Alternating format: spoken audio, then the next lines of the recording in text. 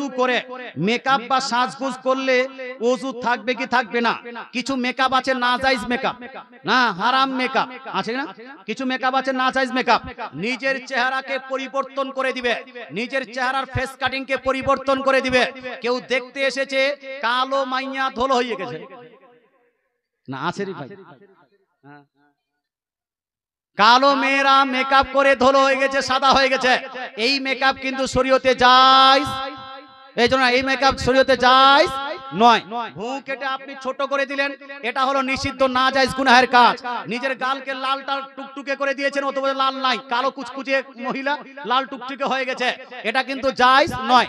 এটা জায়েজ তখন হবে সিম্পলি যদি নিজের স্বামী বলে, নিজের স্বামী যদি রাত্রিতে বলে যে তুমি একটু মেকআপ করো, তো আমি দেখতে চাচ্ছি ভালো কেমন লাগছে, তো স্বামীর কথাতে কেউ যদি করে নে লাল গাল যদি লাল করে নে, এটা জায়েজ আছে স্বামীর জন্য, কিন্তু মানুষকে ধোঁকা দেওয়ার জন্য নয়।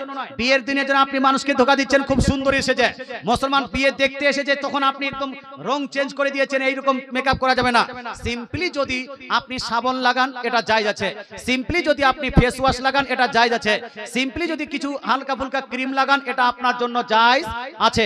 সুন্দর হওয়াটা নাজায়েজ গুনাহের কাজ নয়, তবে আপনি নিজেকে চেঞ্জ করতে পারবেন না মুসলমান। এবার প্রশ্ন হলো যে ওযু করার পরে এই আপনার ক্রিম ট্রিম লাগালে কি এটা ওযু নষ্ট হয়ে যায়? আমি বলবো না না, ক্রিম লাগানোর কারণে, ফেস ওয়াশ লাগানোর কারণে, অথবা কি বলছে পাউডার লাগানোর কারণে আপনার ফেয়ার হ্যান্ডসাম ছেলেরা যদি লাগায়, ফেয়ার লাভলি যদি মেয়েরা লাগায়, যা হট পালিশ যদি লাগায়, হট পালিশ বলছে এই যে মেরিল থাকে না, যে ঠোঁট ফেটে যায় আপনার লাগিয়ে দেয়, হট ফেটে গেলে, তো এইগুলো যদি লাগায়, এতে আপনার ওযু নষ্ট হবে না। কথা বোঝা গেল? ওযু নষ্ট হবে না, এটার জন্য আপনাকে দ্বিতীয়বার ওযু করার কোনো প্রয়োজন নাই। ওযু নষ্ট হয় কি কারণে?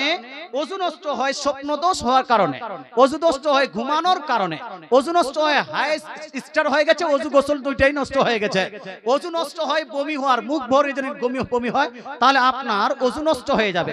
যদি বায়ু হয় অর্থাৎ হাওয়া বের হয়, তাহলে আপনার ওযু নষ্ট হবে। যদি পায়খানা হয় তাহলে ওযু নষ্ট হবে। পেশাব যদি হয় ওযু নষ্ট হবে। আর হানাফি মাযহাব মোতাবেক যদি রক্ত কেটে প্রবাহিত রক্ত বের হয়, তাহলে এটা তো ওযু নষ্ট হয়ে যায়। মুসলমান অন্য কোনো কাজে ওযু নষ্ট হয় না। মুসলমান আমাদের যে অনেকগুলো ধারণা আছে, একটু ওই বাথরুমে গোসল করতে গেছে, হাঁটু বের হয়ে গেছে, বলছে ওযু শেষ। বাথরুমে গেছেন, হাঁটু বের হওয়ার কারণে আপনার ওযু নষ্ট হবে না। তবে আপনি যেখানে সেখানে লেংটি মেরে ঘুরতে পারবেন? ওযু তো নষ্ট হবে না হুজুর, তাহলে লেংটি মেরে মসজিদে যাব না, এটা করা যাবে।